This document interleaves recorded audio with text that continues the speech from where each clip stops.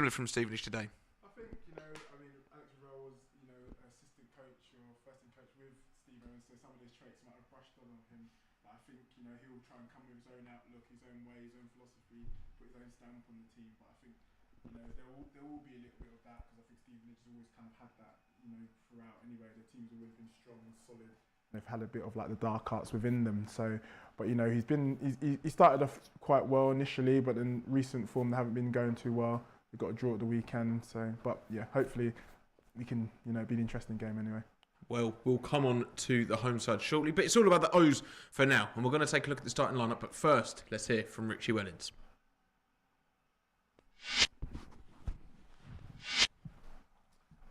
Gaff, we've had a bit of a break, but back in action on Saturday at Stevenage. How much are we looking forward to getting back at it? Can't wait. We didn't want the break when it came. Was in good form, good momentum, good spirit around the place. And unfortunately, we had to, we had a day by the rules.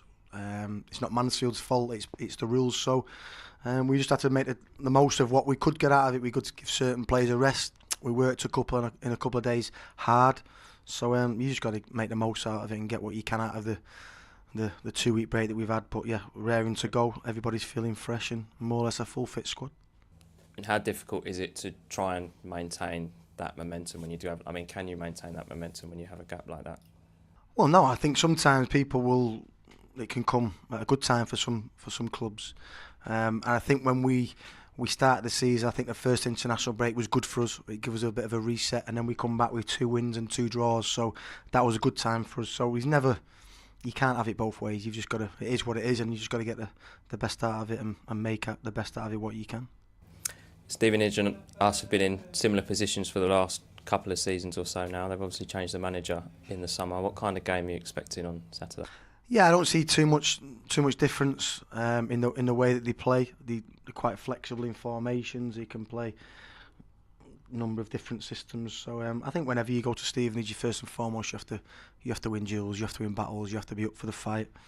Went and watched them against Bolton probably 3-4 weeks ago. Bolton started the game winning duels, winning second balls, fighting, scrapping. Then when the game settled down, Bolton showed their qualities. So I think first and foremost you have to be ready for a battle.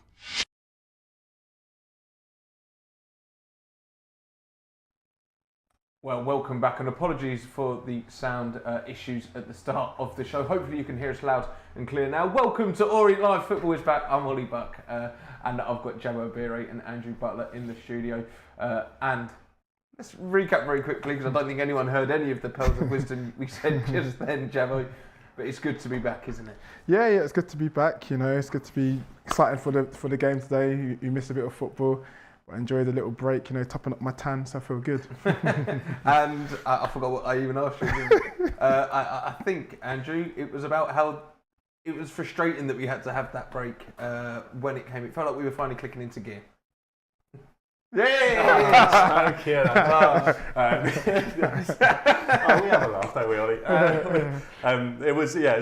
It's a shame that the break happened when it was. We felt like we had some momentum behind us. The win kind of starting from the Boreham Wood game, where it felt like we should have put that to bed much earlier in the game. But then following that up with a really, really excellent win against Blackpool here. In Brisbane Road, and then following that with the MK Dons win in the Football League Trophy, a game that obviously on paper we should win, but having a nice run of fixtures of 3 wins means that we should go into today with a great deal of confidence. But yeah, it's hopefully the players are well rested and kind of the environment around the camp is good. Hopefully so. And Jabo, probably one of the closest teams in the league to us geographically. Went toe-to-toe with them in League Two. We all know what their previous manager was like. Some new manager now, former O, Alex Revell. But there's still that edge to it, isn't there? There's still that feeling of a bit of a grudge match today. Yeah, I think so. I mean, there have been interesting games in recent seasons, especially, both being promoted to the league and having a close battle in League Two. So I think there's a little bit of need, there's a bit of a grudge, and especially with the likes of Steve Evans, the previous manager, so it makes it for like a grittier encounter. I've got to say, I'm incredibly impressed at how well you've repeated exactly that twice back to back. Hopefully you heard all of it this time. Right then, let's crack on and let's take a look and see how the O's are lining up today. And it's unchanged, of course, from that fantastic, resounding victory over Blackpool. And let's just run through it one more time because it feels like an age ago, doesn't it? So, starting in goal, it's our number 24. It's Josh Keeley. Across the back line, we have Jack Curry at left back and Tom James at right back, with the two centre backs of Dan Happy and Omar Beckles. Lewis Wrongton is alongside the captain, Darren Pratley, in midfield. And then the three just in front of them is Ollie O'Neill on the left, Sonny Perkins, who's in a fine goal scoring form at the moment, on the right, and Ethan Galbraith, back from international duty with Northern Ireland, is in the 10 role. And leading the line is Mr. Dan Adji. And on the bench for the O's, we have Zach Hemming, Jack Simpson, Dominic Ball, Jordan Brown, Jordan Graham, Dialang J. Simi, and Charlie Kelman. I guess, Jabbo, you never change your winning lineup, do you? Even if it has been a fortnight since that winning lineup that even played.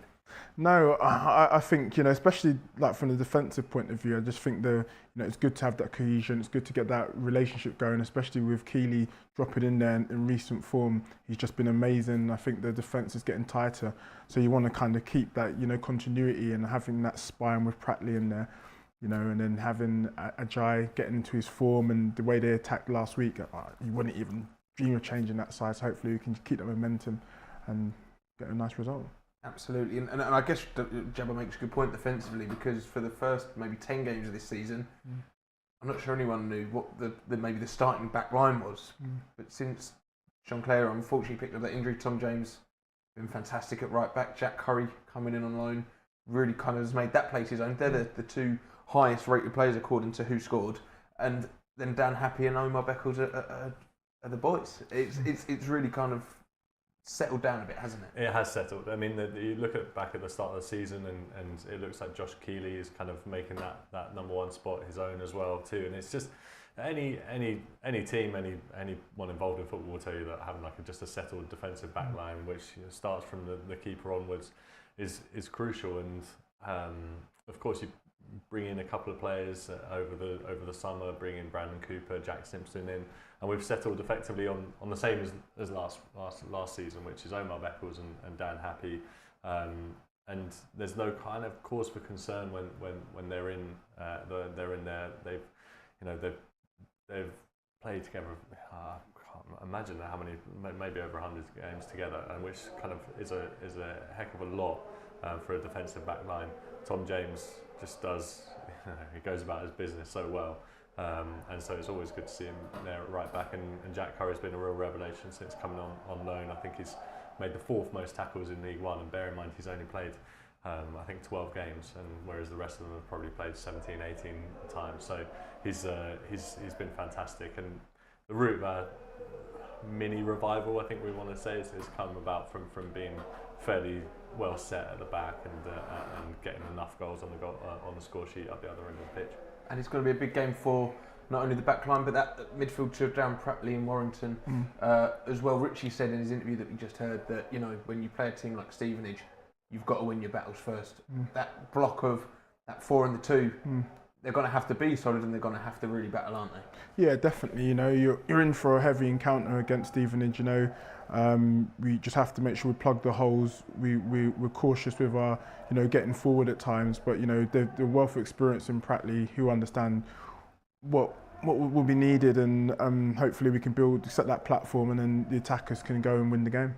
The darkest day in that promotion winning campaign, when Richie took us up as league winners, lifting that trophy, was probably a cold Saturday, in Stevenage. Us three were there in the terraces. We'll try not to remember that, but that game probably sticks in memory as the worst performance. I think Idris got sent off. They scored 2 early goals. When you talk about winning your battles, again, it's Alex Ravel's team. It's not Steve Evans' team, but it does feel like there is that impending kind of sense of danger of this Stevenage team. Yeah, they always start fast. They always start hard, and I think we have to be up for that battle. We have to earn the right to play. And I think lately, when we've teams have come at us, especially I felt Rotherham sort of set the press against us earlier on in a couple of games ago. I think it enables us to just get up to tempo quickly and we start to manoeuvre the ball better. But when we just sort of kind of go through the motion and start doing our play, I think when a team comes at us, I think it helps us to step up and get to the pace of the game quicker. So if they come at us, I think it will enable us to just start faster, switch our minds on quicker, and then we can do our stuff once we've earned the right to play. And after the Blackpool game, Andrew, we discussed here in the studio about how Richie's actually got a bit of a headache. Kelman scoring off the bench, Adji not scoring but absolutely having that Blackpool defence on ropes. Ollie O'Neill probably had his best performance so far of the season, and Sonny Perkins now 3 games in a row. We did think he was maybe going to have some headaches over who he selects, but he's obviously just gone for the same. But it is still, a good problem to have. Yeah, and actually, you go a little bit further back in the team as well, and look at Lewis Warrington keeping his place as well. Jordan Brown's back, and I think a lot of us would probably expect Brown after his illness to come back straight in the team, because I think he's an excellent player who's played a lot for the club now as well, and done incredibly well in that place, but. And we've also got Don Ball in those positions, but Lewis Warrington's obviously been given that role. These are always, it sounds like always a cliche, but they are great problems to have. And Ollie O'Neill did have his best game against Blackpool. I think sometimes, obviously, you want your columns of goals and assists to be ticking up. I think Ollie has been incredibly unlucky this season to only get 1 assist in 18 games, and sometimes those stats just don't really tell you the full story, because he's been effective in the games that he has played in. He just hasn't had those moments where he's got on the score sheet and hasn't got the final ball before the goal's gone in. But you look at Tom James's goal against Blackpool, that's made more or less all by Ollie O'Neill, and it gets a deflection off a defender before getting to TJ. So these are good problems to have. I think starting Dan Adji makes a lot of sense. In terms of on the flip side of it, his goals and assists now is 6 goals, 3 assists, and so he's really hitting his stride and providing that threat that we needed at the start of the season. And then you mentioned about Sonny Perkins. I think it's been great to see him finally, I guess, getting on the score sheet and finally looking like the player that we were hoping that he would become. And so, Richie's obviously just looked, and it's been 2 weeks of training as well, so all manner of things could have happened in those intervening fortnight, but clearly it's a settled team that he wants to just give another look at. Certainly does seem to be that way. Right, we're going to take a very quick break looking at the football for just a moment. I just want to remind you that, of course, hopefully you set your alarms for this early kick-off. That means that this fixture is live on Sky Sports Plus. However, if you're watching live on YouTube and you are from abroad, then don't forget you can head over to the Orient website and pick up your match pass for just £10. If you're watching from in the UK, then don't worry, you can listen along with Dave Victor and Matt Hiscock with an audio pass. All you have to do, head over to the Match Centre on the club website and pick up your passes there. Right then, it's been the EFL's week of action, and on Monday, some of the players dropped in to take a look at the community living room. Let's see how they got on.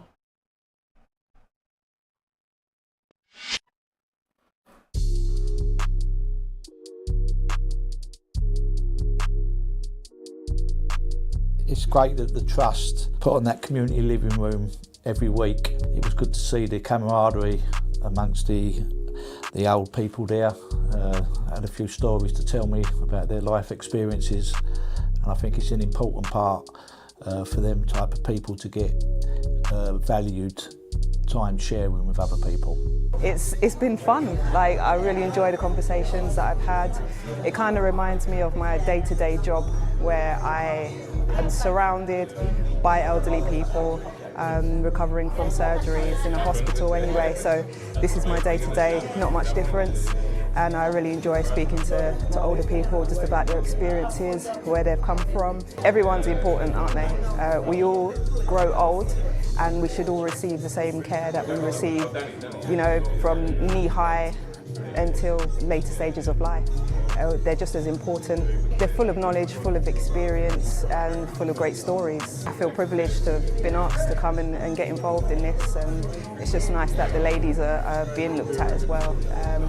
because we all feel that we can all contribute something, especially to the community and into football, not just on the pitch. It's good to come to the community, so it's good to socialise with people. I was talking to someone who used to be a carer, so that was good to get to know them and what they've been doing their whole life. Some people, they might be more lonely sitting at home, so it's good to come together, have activities. There's loads here like Scrabble, dominoes, so it's good to come together, socialise. I have this little community afterwards where they just get to make friends, get them out of the house, get them talking to other people that are very similar to themselves. A lot of them learned that they didn't really know that there was actually a women's side to Leighton, so I was just telling them about the women's side. I think it's definitely important. They may have friends that either move away or sadly pass away, they don't see them anymore.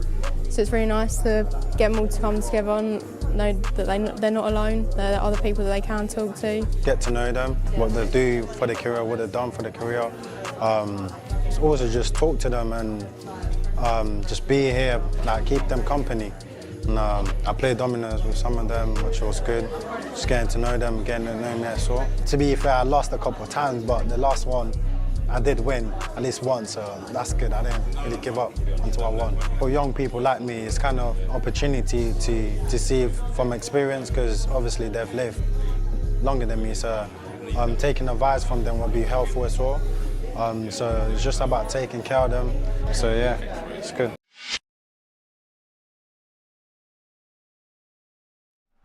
Fantastic stuff there in the community. And now, just to remind you, the football is, of course, coming thick and fast and due to all these international breaks. We have, of course, got the rearranged fixture that is Huddersfield Town, and that is on Tuesday night, where tickets are just £10. So make sure you head over to the club website to pick up your ticket in advance to make sure you don't miss out. That is a 7:45 kickoff. And then Saturday, 30th of November, that's a 3 o'clock kickoff in the FA Cup against Richie's old team, Oldham Athletic. 2 exciting games there for just £10. So make sure you don't miss out on either of them.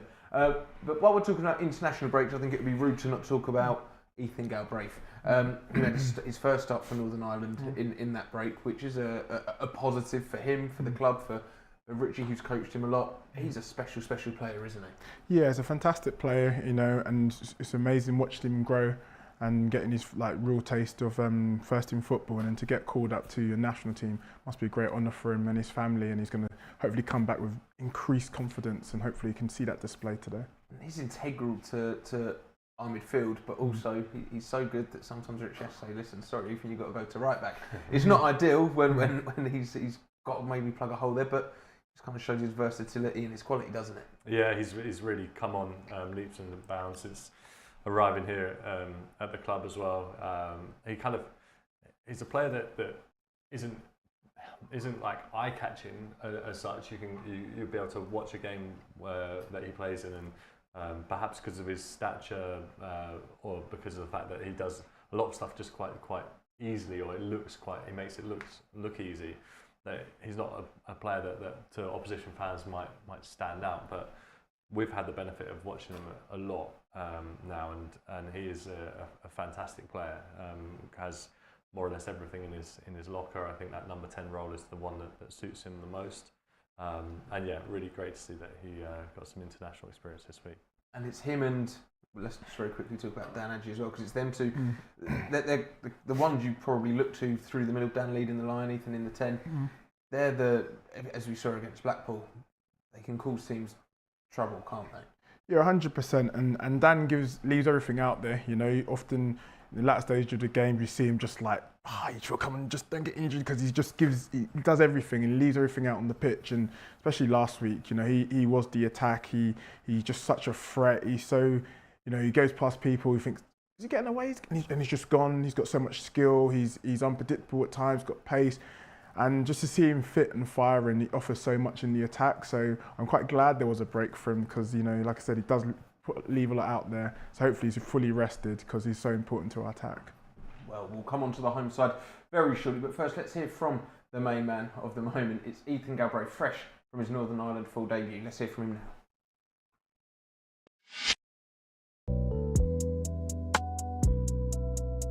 I got told sort of the night before, so probably a bit of surprise, but Yeah, when the golfer told me, I was buzzing. With a training session at the stadium when we arrived, so that was just the night before. Finished training, then he just put me to the side and let me know I was starting the game. So yeah, it was a good feeling. Like, can't really describe a feeling lining up and obviously like the national anthem, that hearing the fans and stuff singing it. So yeah, it was class. To be fair, beforehand I was nervous, like, but when I got my first couple of touches, I was alright. And obviously to go 2-0 up, we were buzzing with that. And then probably could have seen the game off with the chances and stuff we had, but they came back into it. Probably it was a mad sort of 5 minutes where we conceded 2, but to see the game out and obviously finish top of the group was good. All the lads were buzzing, so it's a very good group and everyone's sort of together, like, so yeah, it's good feeling. Yeah, I'd say it's a bit similar, like, from here and with Northern Ireland, they group-wise would be an easy group to sort of come into, so with younger lads and even boys coming in for the first time, I think it's an easy group to sort of get into. Family messaging me, even the lads here. Some of the lads here were texting, so yeah, it was just a proud moment.